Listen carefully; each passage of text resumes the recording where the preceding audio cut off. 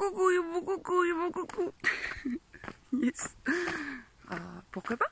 Pourquoi pas? J'espère que tu vas bien en ce matoun de lundi, de nouvelle semaine, de nouveaux lundis, de nouveaux possibles. Je viens vers toi parce que cette nuit j'ai une petite insomnie et il y a quelque chose qui était fluide dans ma tête et je me suis dit il faut que je le partage, mais bon, à minuit du matoun, oui parce qu'à minuit moi ça faisait déjà 2-3 heures que je dormais, donc quand je me suis réveillée j'étais là. Je suis pas sûre d'être capable de faire une vidéo.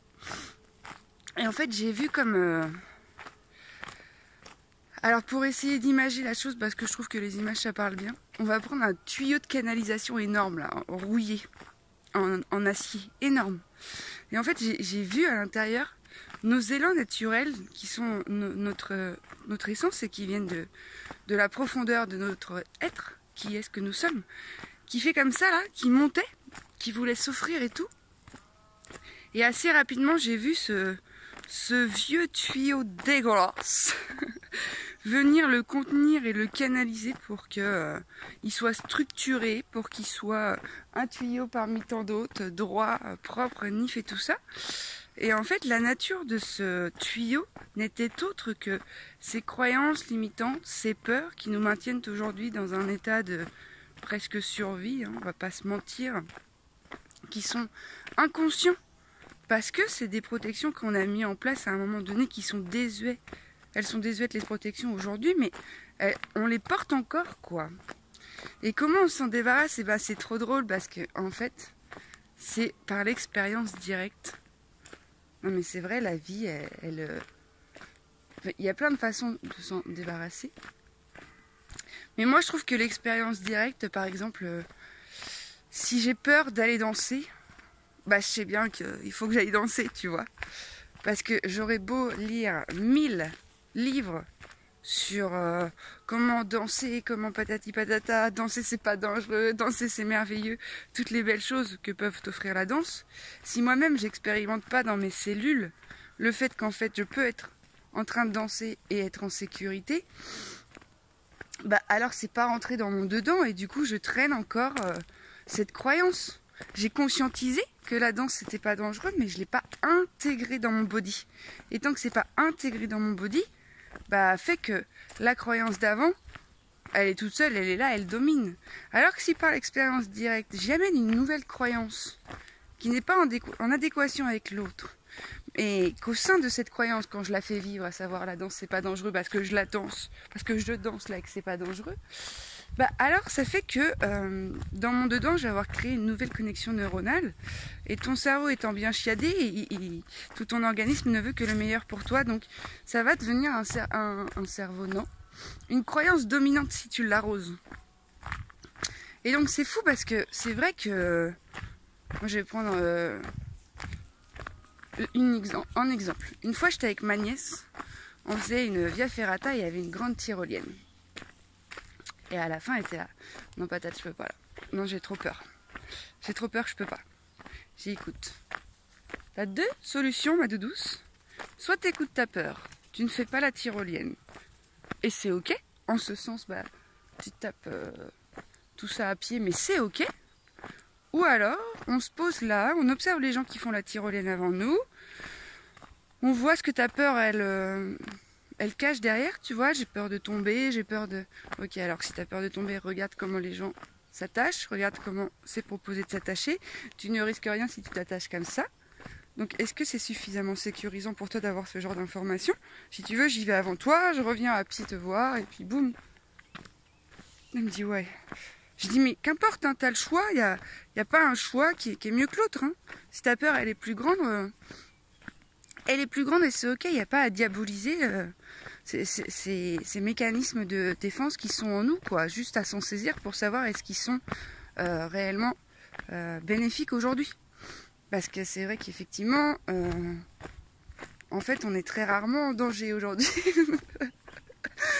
À part avec ces histoires qu'on se raconte où on se minimise, tu vois, et on se dit que on risque le rejet, l'abandon, et que c'est quelque chose qui va nous ramener à un espace qui a déjà été abandonné, et que du coup la souffrance qui est associée est encore là, et que c'est hors de question qu'on revive ça, parce que c'est pas possible. Et en même temps, bah, c'est parce que tu portes ça que tu appelles ces expériences. Vous voyez la magnificence de la chose. Parce que tu portes l'abandon, tu risques de te faire vivre des expériences où on t'abandonne.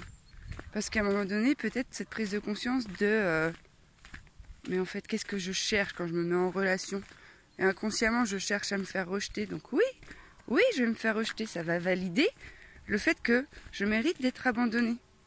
Mais aujourd'hui, si on prend de la hauteur, toi, pas plus que qui que ce soit d'autre, ne mérite d'être abandonné.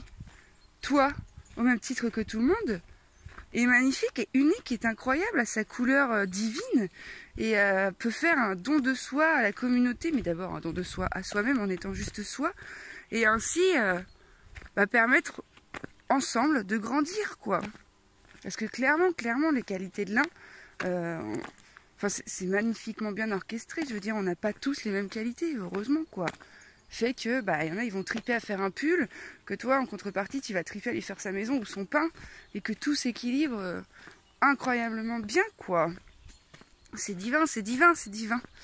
Donc, je voyais vraiment ce tuyau qui, effectivement, était vieux, mais même qui m'appartenait pas, tu vois, parce que c'est vrai que dans la société dans laquelle j'ai grandi, moi, j'ai pas choisi les codes consciemment qui allaient être préétablis au niveau des croyances, quoi. J'ai pas choisi qu'on... Alors j'ai choisi de pas regarder la télé, mais qu'on nous rabâche sans arrêt que faut avoir peur de son voisin, qu'on nous rabâche sans arrêt que le corps d'une femme c'est comme si, qu'on nous rabâche sans arrêt qu'une carrière professionnelle c'est synonyme de quelqu'un qui a réussi. Mais c'est ok, c'était les codes qui étaient préétablis quand je suis arrivée, et puis moi ça m'a pas trop plu. je me reconnaissais pas là-dedans, donc je me suis offert autre chose et c'est ok, ça me va beaucoup mieux ce que je m'offre. Mais je voyais effectivement que ces vieux tuyaux là, finalement, de par le regard qu'on porte dessus, sans jugement aucun, on peut choisir à un moment donné d'ouvrir la vanne là, tu sais, avec une clé magique. Et à un moment de ces festivals, on peut choisir différemment, avec différentes approches, comme je disais, avec l'expérience directe. Tu peux aussi... Non mais l'expérience directe, elle se passe n'importe où en fait, hein. Elle se passe que tu sois en train de marcher, que tu sois aux toilettes, que tu sois dans un cabinet avec un thérapeute, que tu sois... Tout ça, c'est la vie, c'est l'expérience directe, mon ami. Donc toi, il y a peut-être une forme qui t'a permis de transcender certaines choses, mais qui n'ira certainement pas à tout le monde. Et en fait, moi, on m'a posé la question, mais tu fais quoi aujourd'hui pour... j'ai l'impression que je fais plus rien. J'ai plus de routine, j'ai plus de rituel. J'ai l'impression que ça arrête quelque chose. Par contre, j'ai des besoins et des envies et je me connais au fur et à mesure. Je sais que la marche en nature, c'est quelque chose qui me permet de me poser.